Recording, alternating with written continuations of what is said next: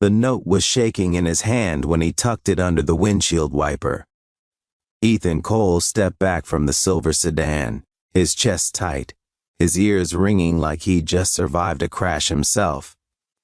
The scratch along the driver's side door wasn't huge, but it was deep enough to matter, deep enough to cost money he didn't have. Behind him, his 6-year-old daughter, Lily, sat quietly on the curb, her pink backpack hugged to her chest. She hadn't cried. That somehow made it worse. "I'm sorry," Ethan whispered, though no one was standing in front of him. The grocery store parking lot buzzed around them, carts clattering, engines starting, people living their normal, uninterrupted lives.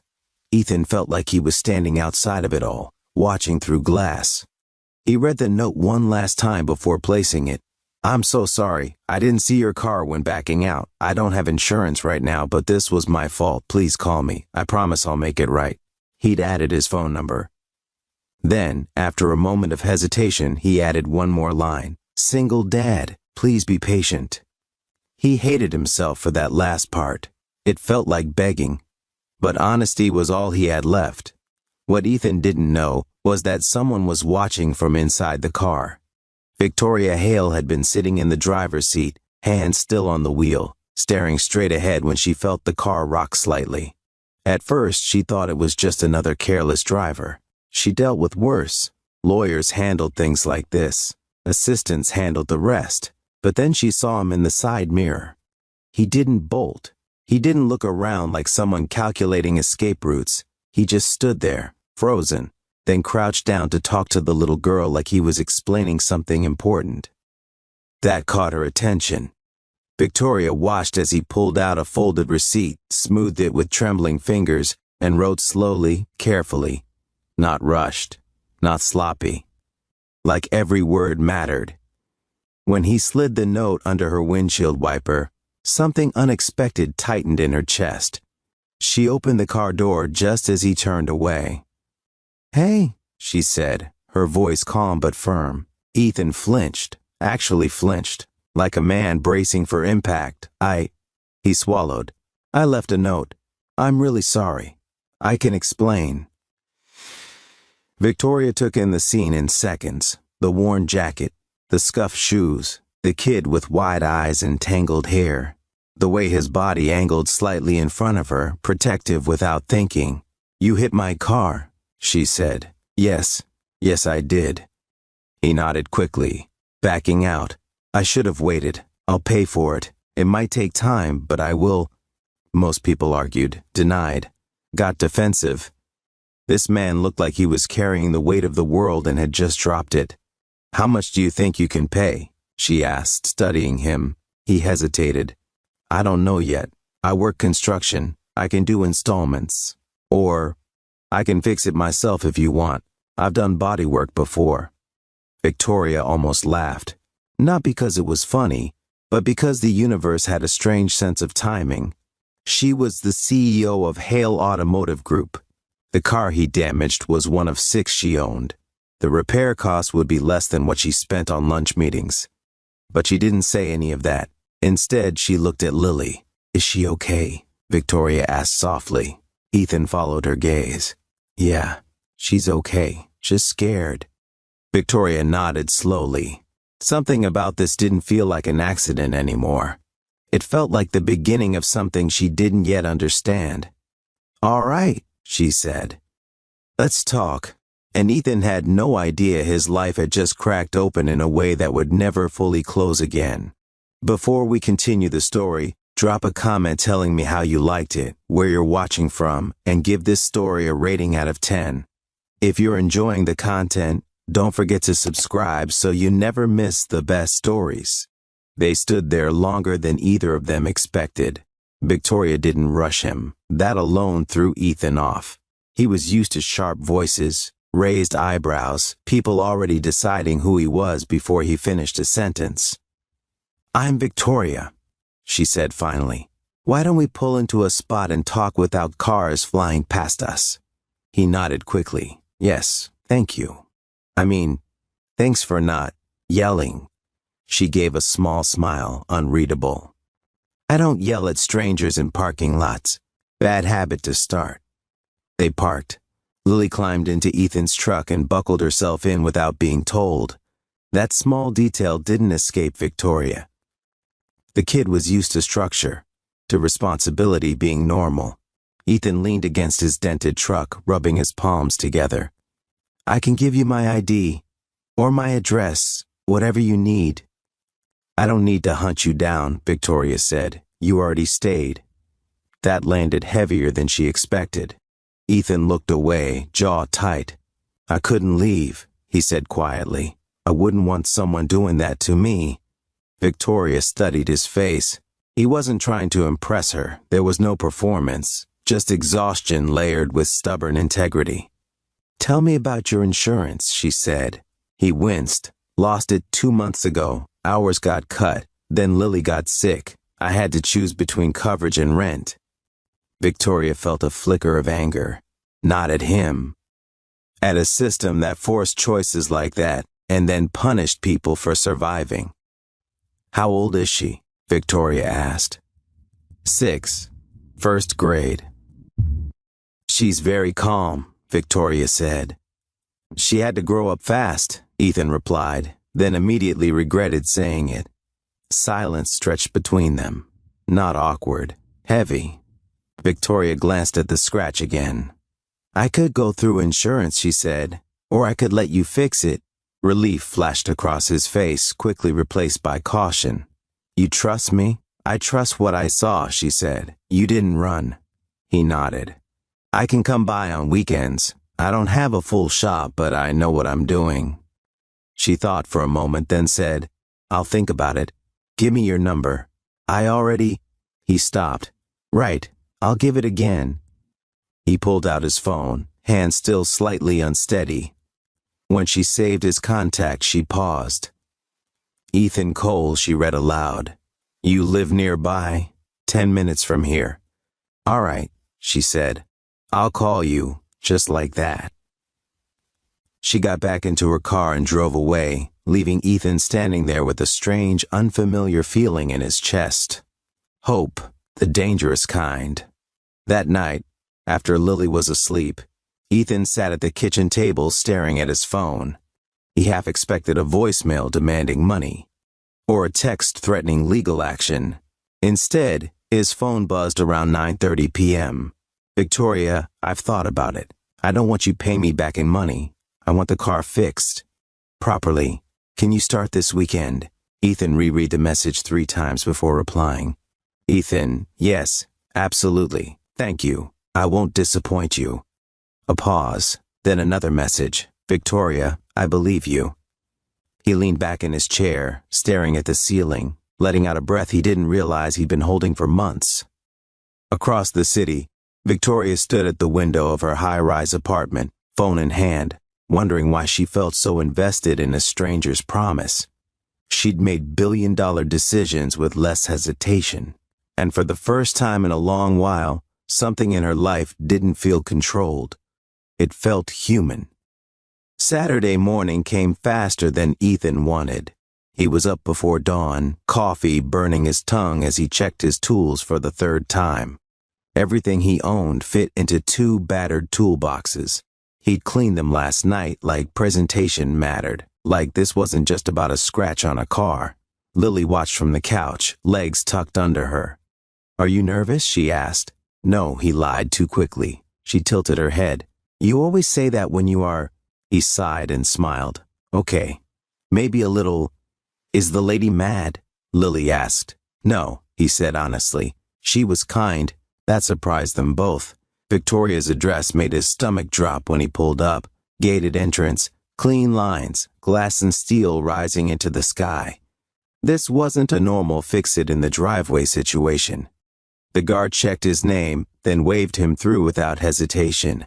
That made it worse. Victoria met him downstairs in jeans and a simple black sweater. No makeup, hair tied back. She looked normal, too normal for where she lived. You're early, she said. I didn't want to be late, Ethan replied. She noticed Lily immediately. And this must be Lily. Lily stepped slightly behind Ethan's leg. Hi. Hi, Victoria said gently. You can sit inside if you want. There's juice. Lily looked up at Ethan for permission. He nodded. Trust again. Quiet, earned. Victoria led them to the underground garage. The car was already pulled into a private bay. Ethan knelt immediately, running his fingers over the scratch, his face changing, focus replacing nerves. I can fix this, he said, not hopeful, certain. Victoria leaned against the wall, watching. She'd spent years around mechanics, engineers, designers. She recognized competence when she saw it. Ethan worked steadily. No wasted movement. No complaining. He talked only when Lily asked questions, explaining things in simple terms, never talking down. Victoria found herself sitting nearby longer than she planned. How long has it been just you and her? She asked quietly. 3 years, he said, eyes still on the car. Her mom left. No warning, no goodbye. That's hard, Victoria said. He shrugged. Harder on Lily. She respected that answer more than she expected. By late afternoon, the scratch was gone. Not hidden, gone. Victoria ran her hand along the door, impressed. You did a better job than my authorized shop would have. Ethan wiped his hands, suddenly unsure. So, we're good? She looked at him. Really looked. Yes, she said. We are. She hesitated, then added, would you stay for dinner? Both of you. Ethan froze. I don't want to impose. You're not, she said. I'd like you to stay. Lily's eyes lit up before Ethan could answer. He nodded slowly. All right. They ate takeout on Victoria's balcony, city lights stretching endlessly. It wasn't romantic. Not yet. But something shifted. Walls lowered. Conversations deepened. For the first time in years, Ethan felt seen, and for the first time in her carefully managed life, Victoria felt something unpredictable take root. Dinner became a routine without either of them calling it that. It started with a text from Victoria the following week. I ordered too much again. You and Lily want to help me not waste food? Ethan stared at the message longer than he should have. He told himself it was practical, friendly, nothing more. Still, he said yes. Then it happened again and again. Sometimes it was takeout. Sometimes Victoria actually cooked, which surprised Ethan more than it should have. She wasn't bad at it, just rusty. Like someone who'd never had a reason to cook for anyone but herself. Lily grew comfortable quickly. She talked more, laughed louder. She showed Victoria her drawings and corrected her when she colored outside the lines. Victoria let her. Ethan noticed things, small things. How Victoria always waited until Lily finished eating before bringing up adult topics. How she listened fully, not half present like most people with power. How she never once made him feel small for his circumstances. But there were boundaries too. Victoria never talked about work, never took calls when they were together. And when Ethan asked vague questions about what she did, she kept it just as vague. I'm in business, she'd said once. It's boring. Ethan didn't believe her, but he didn't push. One evening, Lily fell asleep on Victoria's couch, her head resting on a pillow that probably cost more than Ethan's grocery budget for a week. Ethan went to lift her, embarrassed. I should get her home. Let her sleep, Victoria said quietly. I have a guest room. He hesitated. Pride rose up automatically. Victoria noticed. You're not taking advantage. You're tired. So is she. He sat back down slowly.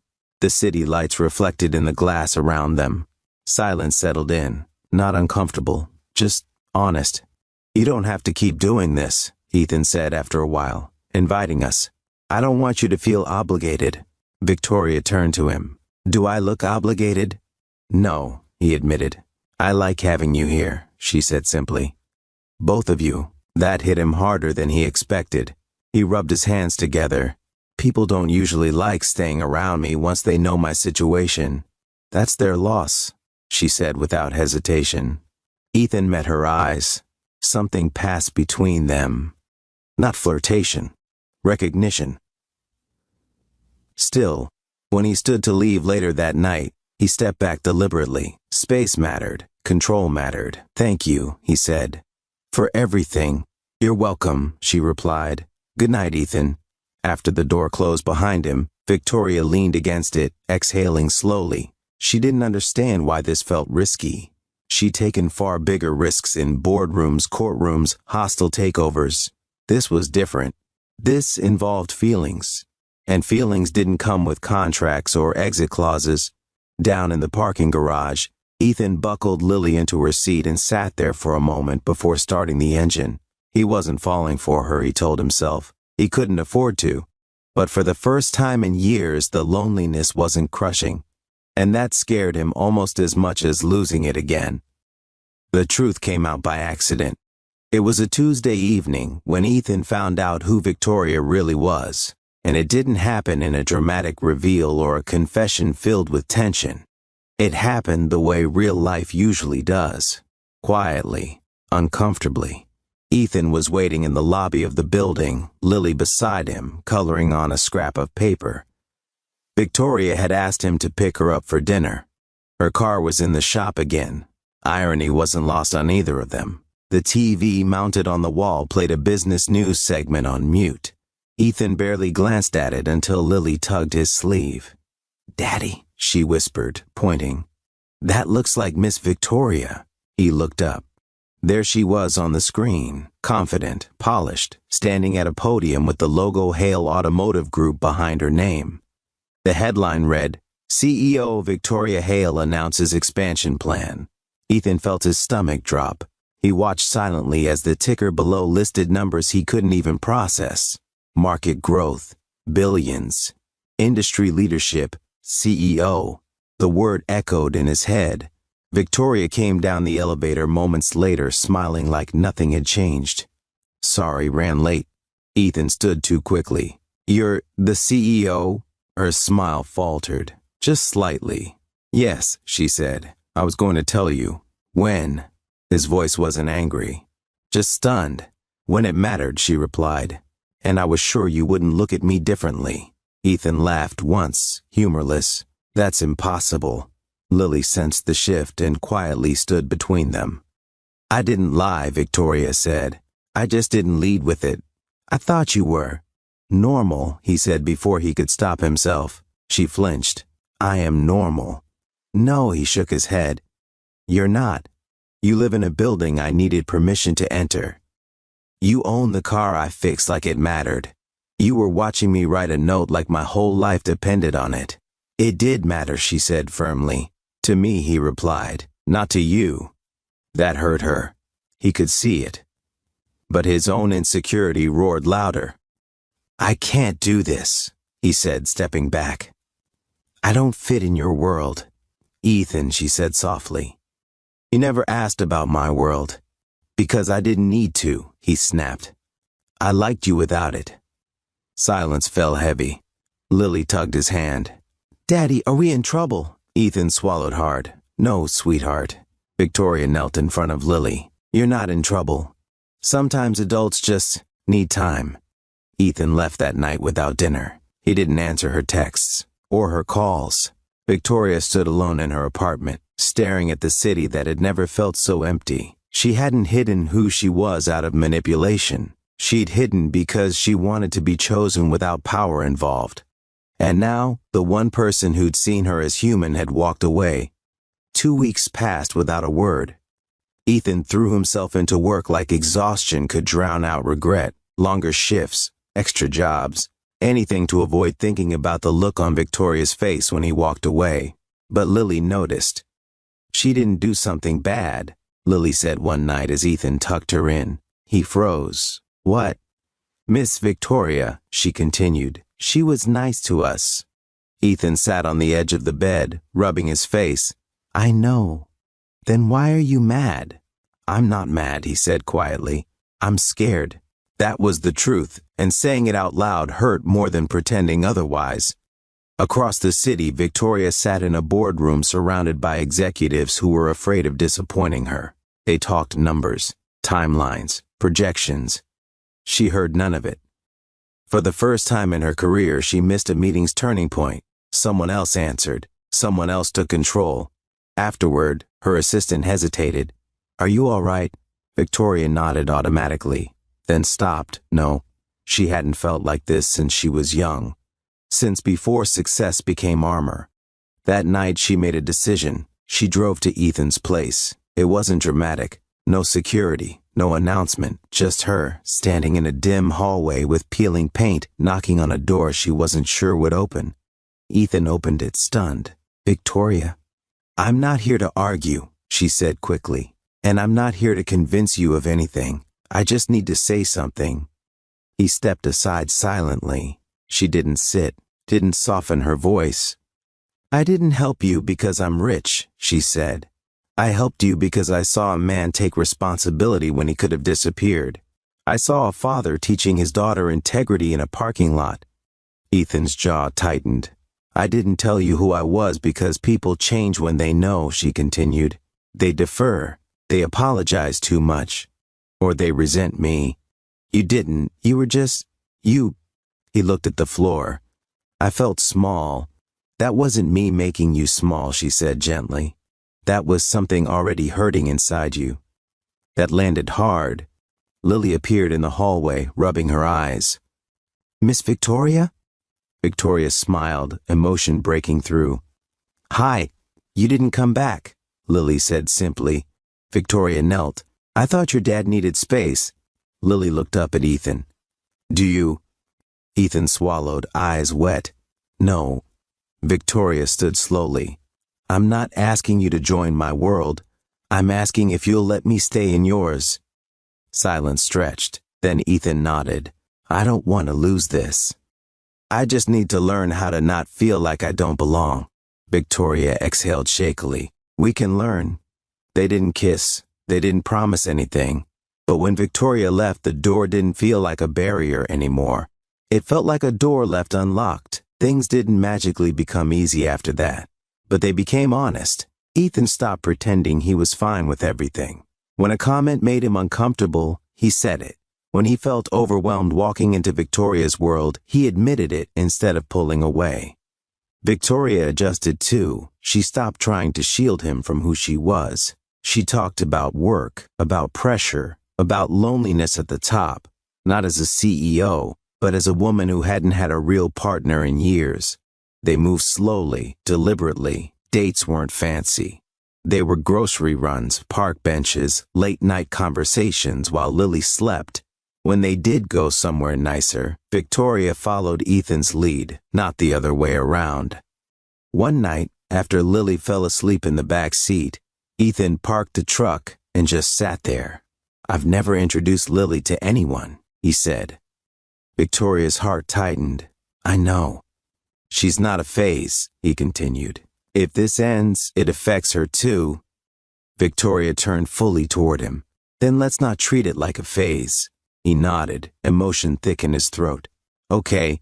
The first kiss happened later than expected. No build-up, no fireworks. Just a quiet moment on Ethan's couch when laughter faded and something deeper took its place. It was gentle, careful, real. Weeks turned into months. Victoria saw Ethan struggle with pride, with accepting help, with believing he deserved stability. Ethan saw Victoria drop her armor, cry over small things, admit fear of being loved for reasons beyond her power. They learned each other slowly. Healing wasn't linear. Some days were heavy. Some days were light. One evening, Lily asked a question neither of them were ready for. "Is Miss Victoria staying forever?" Ethan and Victoria exchanged a look. "I hope so," Victoria said softly. Ethan nodded. "Me too." That night, as Victoria lay awake beside Ethan, she realized something simple and terrifying. This wasn't rescue. This was partnership. And that meant choosing each other every day, not out of need, but want. The moment that changed everything didn't happen in a boardroom or a dramatic argument. It happened on an ordinary morning. Ethan was packing Lily's lunch when he realized the fridge was fuller than usual. Fresh fruit, milk that wasn't close to expiring, food that hadn't been calculated down to the dollar. Victoria noticed him staring. "I didn't overstep," she said carefully. "I just stocked up." Ethan closed the fridge slowly. Old instincts flared. Pride, fear, the need to pull back. Then he looked at Lily, humming to herself as she tied her shoes, calm in a way she hadn't been in years. He exhaled, "Thank you." That was it. No argument, no retreat. Acceptance didn't make him weak, it made him present. Months later, Ethan got a better job, not because Victoria handed it to him, but because she helped him believe he could ask for more. He still worked hard, still came home tired, but the weight wasn't crushing anymore. Victoria learned to leave work at the door, to sit on the floor and help with homework, to laugh when plans fell apart, to be needed in ways money couldn't solve. One evening, standing in the same grocery store parking lot where they'd first met, Ethan held her hand. "I almost drove away that day," he said quietly. "I know," she replied. "I'm glad you didn't," he said. "So am I." They didn't rush the future. But when Ethan eventually asked Victoria to move in, it wasn't dramatic. It was steady, certain. Lily approved immediately. Life didn't turn perfect. They still argued, still stumbled, still had days when old fears crept back in. But they faced them together, and that made all the difference. Moral of the story. From this story, we learn that kindness seen in small moments can change lives, and true connection comes from honesty, not status. We learn that healing doesn't come from being rescued, but from being understood, and that love grows strongest when both people choose each other despite fear, not because of comfort. This story reminds us that humility, integrity, and courage matter more than wealth, and that sometimes the most powerful relationships begin in the quietest, most unexpected moments. And above all, we learn this. You don't have to be perfect to be worthy of love. You just have to stay. A year later, the grocery store parking lot looked the same. Same cracked pavement, same crooked cart return, same afternoon sun hanging low and warm. But Ethan stood there differently now. Shoulders relaxed, breathing steady. Lily skipped beside him, older somehow, louder, happier. Victoria walked a few steps behind them, carrying bags like any other person, not the woman who still ran meetings that decided the fate of thousands. Ethan paused near the spot where it had all begun. "You okay?" Victoria asked. "Yeah," he said, smiling faintly. "Just remembering." Lily squinted at the cars. "Remembering what?" "That sometimes life starts changing when you mess up," Ethan said. Victoria laughed softly. "That's a strange lesson, but a true one," he replied. Life hadn't turned into a fairy tale. Ethan still worked hard. Some weeks were tight. Some nights were exhausting. Victoria still carried pressure that followed her even into sleep, but they had learned something rare. They didn't fix each other. They didn't rescue or elevate or save. They stood. When Ethan felt small, he said it. When Victoria felt alone, she didn't hide behind success. When Lily struggled, they both showed up. Not as perfect parents, but as present ones. One evening after Lily fell asleep, Ethan and Victoria sat on the balcony of their shared apartment. Not the high-rise, not the old place either. Somewhere in between. "You know," Ethan said, staring at the city, "I used to think love meant safety. Like nothing bad would ever happen again." Victoria leaned her head on his shoulder. "And now I think it means choosing to stay even when it's hard," he said. "Especially then." Victoria nodded. "I used to think being strong meant never needing anyone." "And now?" he asked. "Now I know strength is letting someone see you when you're not," she said quietly. Below them, the city moved, messy, alive, unpredictable. Just like them. Later that night, Lily sleepily wandered into the living room. "I had a bad dream." Ethan lifted her without hesitation. Victoria pulled a blanket around them all as they sat together on the couch. The dream faded quickly. That was the real change. Fear didn't control the house anymore. Trust did. Weeks later, Ethan found the old note while cleaning out a drawer. The one he'd written in panic. Hand shaking, heart racing. "Single dad. Please be patient." He stared at it for a long time. Victoria watched from the doorway. "You don't need that anymore," she said gently. Ethan folded the paper once more, then threw it away. No, he said. I don't. They didn't announce milestones. They didn't rush proposals or grand gestures. What they built was quieter than that, stronger, and when people looked at them from the outside, some still saw imbalance. Money, status, backgrounds. But inside the relationship, none of that mattered. What mattered was that one day, in a parking lot, a man chose responsibility over escape, and a woman chose humanity over power. And because of those two small choices, 3 lives healed instead of breaking. Sometimes love doesn't arrive as a grand moment. Sometimes it arrives as a note left behind, and the courage to stay when you're afraid. And sometimes that's enough to change everything. Time didn't erase the hard parts. It just stopped them from hurting as much. Ethan realized that on a quiet Sunday morning when the apartment was filled with ordinary sounds. A kettle whistling, Lily humming off-key while coloring at the table, Victoria pacing slowly on a phone call, barefoot, her voice calm but firm as she wrapped up business. None of it felt heavy anymore. That was new. There was a time when silence meant fear, when calm meant something bad was coming. Now it just meant life was working. Victoria ended the call and slipped her phone into a drawer instead of keeping it in her hand. That small habit mattered to Ethan more than any grand gesture ever could. You promised pancakes, Lily reminded him.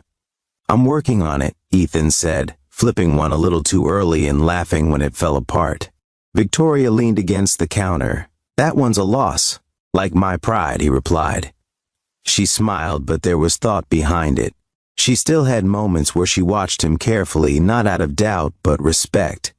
Ethan hadn't become someone else to fit her life. He'd become more himself. Later that day, they drove to Lily's school for a small event. Parents gathered in clusters. Some curious looks lingered on Victoria. People still tried to place her. Ethan felt the old tightening in his chest rise for half a second. Then Lily grabbed both their hands, and it passed. That night, after Lily was asleep, Ethan sat on the edge of the bed, unusually quiet. Victoria noticed. She always did. What's going on? She asked. I got offered a supervisor role today, he said. That's good, she said gently. It is, he agreed, but it means longer hours, more responsibility, less time. Victoria waited. She'd learned not to rush him. I used to say yes to everything because I was afraid of losing ground, he continued. Now I don't know if I should. She sat beside him. What do you want? He looked at her, really looked. I want growth, but I don't want to disappear. She nodded. Then we figure it out together. That simple answer still amazed him. Months later, they stood in front of a small house. Nothing fancy, just enough space. A yard Lily could destroy with chalk and imagination. Ethan squeezed Victoria's hand. You don't have to do this. I know, she said. I want to. Moving in fully felt different than staying over. It meant merging lives in ways that couldn't be undone easily. Shared bills, shared routines, shared silence. There were arguments about money, about space, about parenting differences that only surfaced when things got real. But something else happened too. They fought without trying to win. They listened. One night, after a particularly rough day, Ethan snapped over something small. Victoria went quiet. Old instincts told her to retreat, to shut down, to take control elsewhere. Instead, she stayed. I don't need you to be perfect, Ethan said later, voice thick. I just need you here. I am, she replied. Even when it's messy. The proposal didn't happen with a crowd or a plan. It happened on a random evening when Lily was asleep, dishes half done, to TV playing something neither of them was watching. Ethan cleared his throat. I don't want to build a future where you're an addition. I want you to be the foundation with me. Victoria blinked back tears. Is that a proposal? He nodded. It's not fancy, she laughed softly. Good. Lily found out the next morning and reacted like it was the most obvious thing in the world. Took you long enough, she said, cereal spoon in hand. The wedding was small, no headlines, no press. just people who mattered, people who knew the story. Ethan caught Victoria watching him during the ceremony, her eyes soft, unguarded. Later, she whispered, "I almost missed this." "So did I," he replied. Years later, Ethan found himself back in that same grocery store parking lot, older, steadier. Lily was taller now, confident, loud, secure. Victoria stood beside him, no longer hiding who she was, but no longer leading with it either. Ethan glanced at the spot where it all began. He smiled, because that moment hadn't been about damage, it had been about choice, and that choice had changed everything. Final moral of the story. From this story, we learn that real love doesn't arrive to save you. It arrives to walk with you. We learn that power doesn't make people superior, and struggle doesn't make them lesser. What matters is character, responsibility, and the courage to stay honest even when fear tells you to run. This story teaches us that healing is not instant, romance doesn't rush, and trust is built in small moments. It reminds us that being seen as human is the greatest form of love, and the deepest lesson of all. Your life can change not when you avoid mistakes, but when you take responsibility for them and stay.